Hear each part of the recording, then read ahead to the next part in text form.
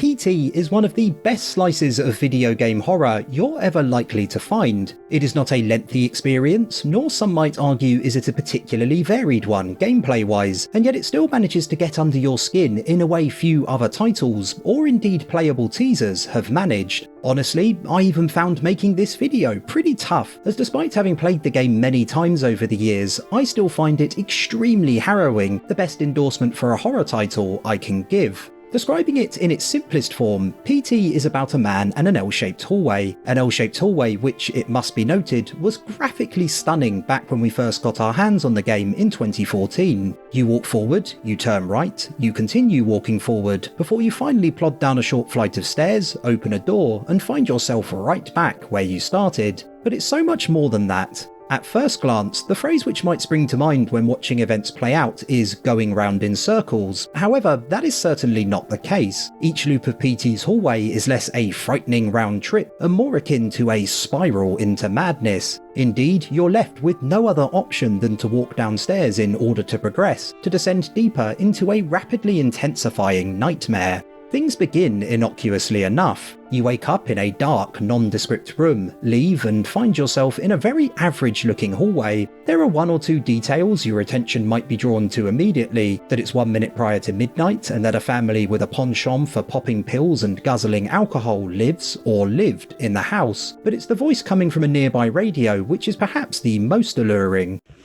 We regret to report the murder of a wife and her 2 children by their husband and father. The father purchased the rifle used in the crime at his local gun store 2 days earlier. This brutal killing took place while the family was gathered at home on a Sunday afternoon.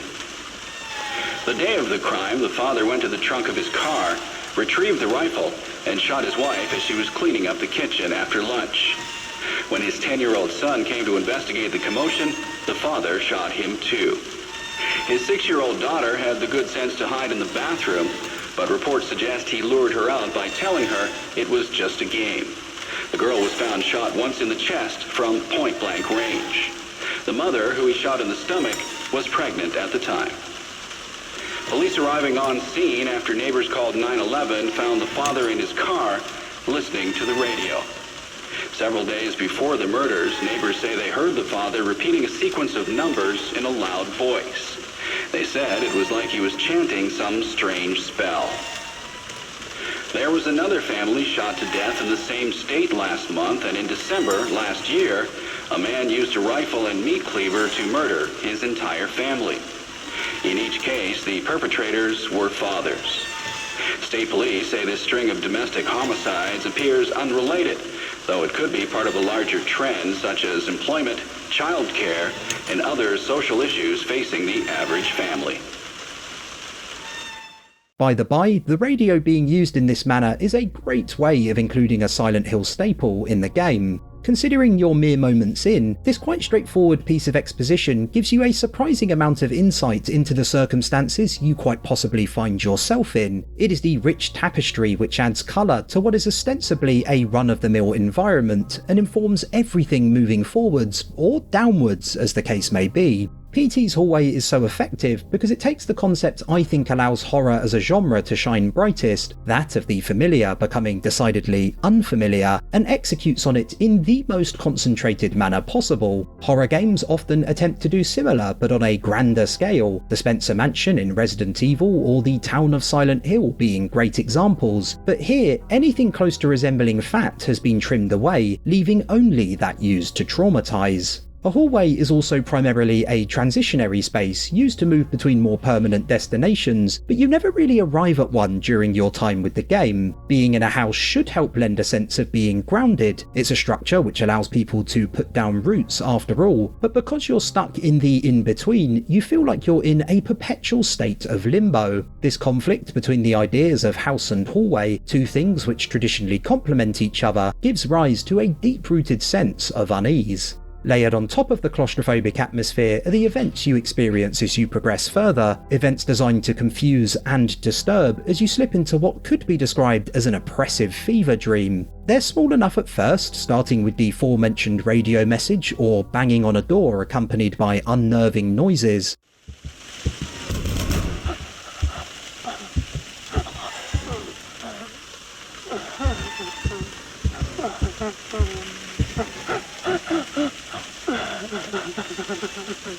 But it's during your 5th trip that things begin to get truly uncomfortable. The door leading downstairs shuts of its own accord directly ahead of you, and then banging and strange noises begin to come from another as it opens just a crack. A baby's cries can be heard from within, and as you zoom in to locate their source, something, or should I say someone, slams the door shut. From here, things begin to go downhill very quickly indeed. The sound design during the next few loops is phenomenal and continues to be for the remainder of PT's runtime. Discordant music, if it can be called that, raises tension to almost unbearable levels, and noises from someone who sounds extremely distressed don't exactly help, especially when that person promptly appears right before your eyes. These early stages are a masterclass in how to maximize usage of space to elicit despair. Every time something unexpected happens, your natural instinct will likely be to begin avoiding the area, to push forwards and start another loop, hoping for a different outcome. Except each time you do, you're forced to confront your fear straight away regardless. You hear banging coming from a door, and then during your next loop you've no choice but to peek inside to advance. You see someone close the door, and you then find yourself face to face with them. You even have to muster up the courage to walk towards them to continue on. You then gain access to the bathroom, grab hold of a flashlight, and make a terrible discovery before you hear footsteps outside and watch in horror as the door handle begins to turn.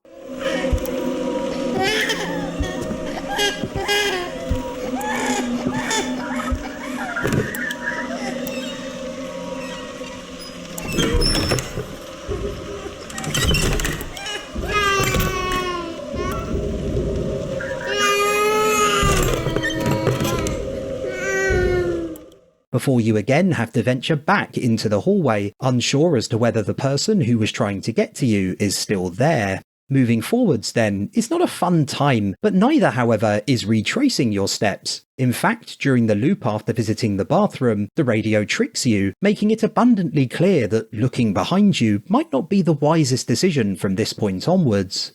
The mother, who was shot in the stomach, is 204-863. Seen after neighbors called 911, found the father in his car listening to the radio. Several days before the murder, look behind you. I said, look behind you. Like he was chanting some.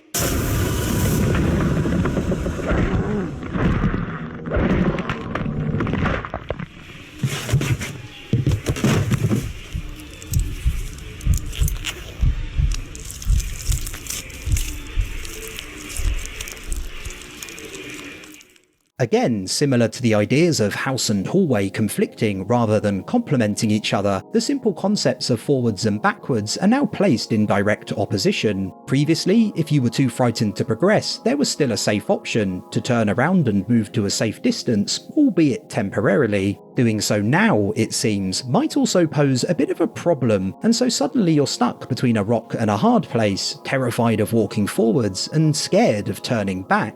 It's also worth noting that several events prior to this moment occur behind you, and so PT training you to turn around to look for answers during these early loops seems all the more devilish in retrospect. At this stage, the foundations have well and truly been laid. The environment itself has become remarkably intimidating, as has navigating it. If this had happened in a longer experience, I'm not sure I'd be such a fan. Ramping your feelings of anxiety up to such a degree so early on would perhaps border on being too much too soon. But in PT, it works perfectly, and there are two reasons as to why. First, from here on out there are a series of puzzles you need to solve in order to progress, and working your way through these while being constantly concerned about the area changing around you, or doing something as simple as turning around, makes completing them nigh on unbearable. Some might argue an element of unfairness is injected into proceedings through the difficulty of PT's puzzles, that they artificially imprison you for longer than is perhaps necessary, but we must remember the game in context. PT was designed to build hype for Silent Hills, using in part discourse from the gaming community to do so. If PT's puzzles were too easy, everyone would complete it alone and far less discussion would be generated as a result compared to the mass amounts of speculation it instead gave rise to. To say the solutions to its puzzles are too obscure is to miss the point entirely, and the expression "you had to be there" is an apt one. Playing PT for the first time in the present, you might understandably make the claim that it's too tricky. Playing PT back in 2014, its perplexities were a massive part of its appeal. The second reason the game's early intensity pays dividends is because it's at this point you're given a lot more detail surrounding the events which took place in the house, and you feel the hopelessness of the situation all the more acutely because you already know how it all ends. If you're caught by the ghostly woman stalking the halls, who you now know is named Lisa as per the writing which appears above the exit door, you'll end up back in the starting room. Equipped with a flashlight, you might notice a strange bag on a table in the corner, sitting against a wall covered in markings, seemingly keeping count of the number of loops the player character may have been through. I walked.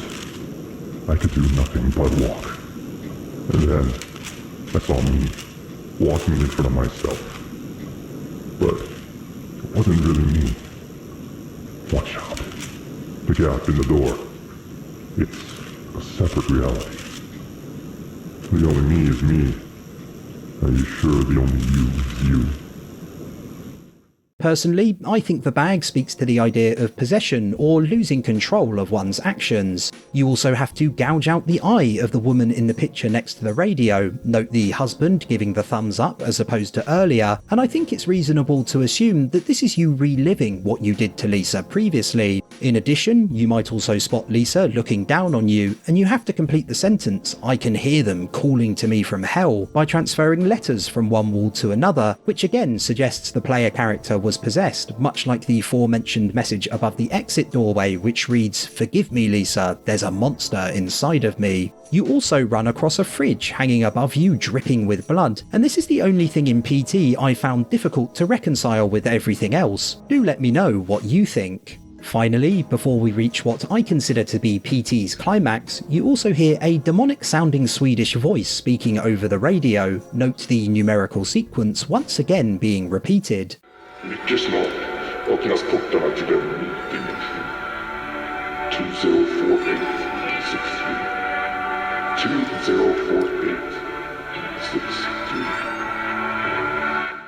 And so, we come to the red sped-up hallway towards the end of the game, and here at PT's crescendo, I want to run through my theory as to what's been going on. I must also add before continuing that this is based entirely on my own experience with PT, so there may well be others cleverer than myself who have spotted details which render it entirely incorrect, but fingers crossed not. To begin, I don't believe any of the 3 incidents mentioned on the radio at the beginning of the game refer to what happened in the home you find yourself in. There are definite similarities. Lisa was herself pregnant when she was murdered, like the wife in the first story, and she was killed using a knife similar to the meat cleaver wielded by the father in the third. And of course, there's the sequence of numbers the first man was chanting, which I'll return to momentarily. However, I think PT is essentially about the player character's own incident, with those talked about on the radio used both to frame everything, to imply that what is about to happen to you has happened to others in similar circumstances, and to also act as a red herring of sorts, as it's very easy to assume that the first story is about you.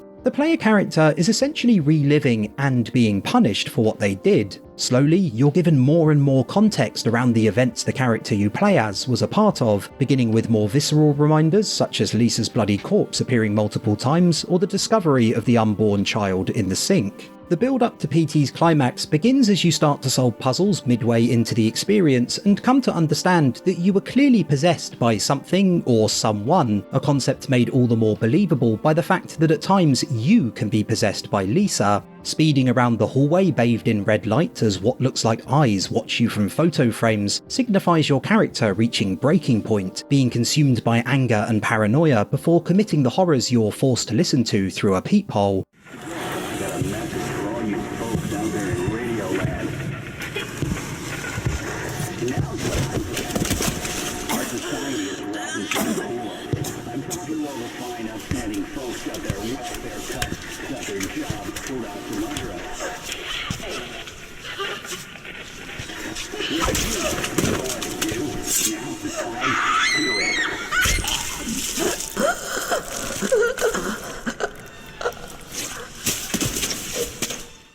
The voice on the radio that at the same time speaks of society being rotten to the core before encouraging the murders, and its earlier encouragement to look behind you suggests it is a malevolent presence, as do the numbers it reads out on multiple occasions, which are seemingly an activation sequence. Talk of the other incidents at the start of the game were also used by the radio to soften the player character up, to make them more suggestible to the idea of doing the same thing themselves. The radio, speaking in a demonic voice prior to the sped up red hallway, also utters phrases in Swedish such as "don't trust anyone" and "very soon the gate to a new dimension will open," before again repeating the numbers. Given this happens immediately before the murders, I think this is the player character hearing the radio's true voice once they have become sufficiently impressionable. As to why the radio is able to influence these men, the unborn child talks about the player character's specific situation in this regard. You got fired, so you drowned your sorrows in booze. She had to get a part-time job working a grocery store cash register. Only reason she could earn a wage at all is the manager liked how she looked in a skirt. You remember, right? Exactly 10 months back.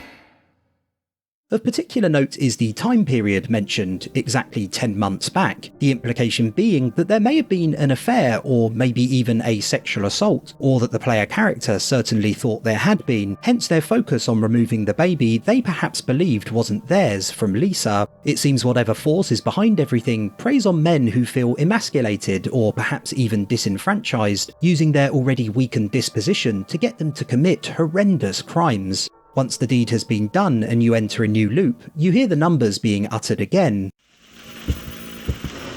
204863. 204863.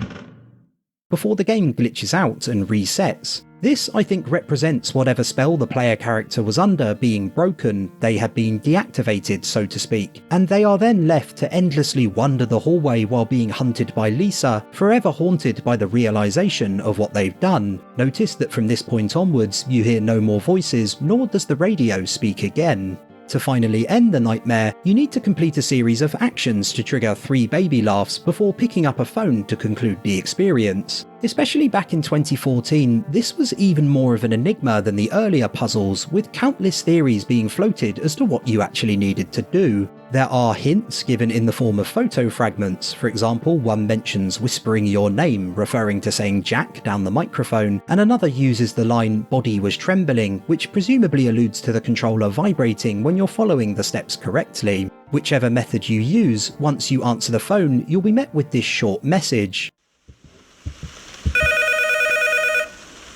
You've been chosen.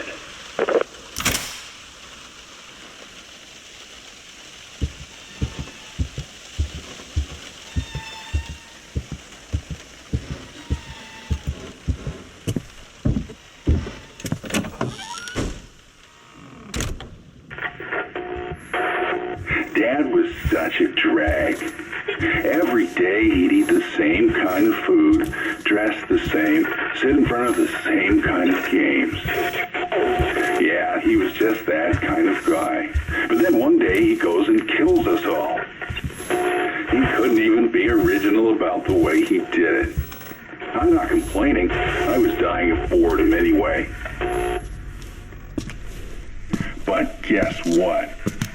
I will be coming back, and I'm bringing my new toys with me. Like the other incidents mentioned on the radio, I don't think this refers to what you have just been through. Rather, it is set up for the trailer for Silent Hills featuring Norman Reedus, which follows immediately after. It's too convenient that you hear the story and are then immediately introduced to this new character. Like the fathers on the radio, or the one you play as, I reckon he may have committed unspeakable acts against his family, the ones described by the voice immediately prior. He has been drawn to Silent Hill to go through the same thing you have just been through, to repent and be punished for the acts he likely committed in a similar manner to so many others. As the voice said, he couldn't even be original about the way he did it. I don't believe PT is what Silent Hills would have been from a gameplay perspective, but I do think it was laying the foundations for Silent Hills' this story, you've heard about all these awful murders, you've relived one yourself, and as this new character, you would have had to have gone through it all again, while at the same time hopefully gaining a better understanding of the mysteries surrounding PT, one of gaming's greatest horror experiences. Thanks for watching the video, boys, girls, and terrifying hallway ghosts. If you had a frighteningly good time, do consider liking, subscribing, and sharing your thoughts regarding PT, and with any luck, we'll cross paths again soon.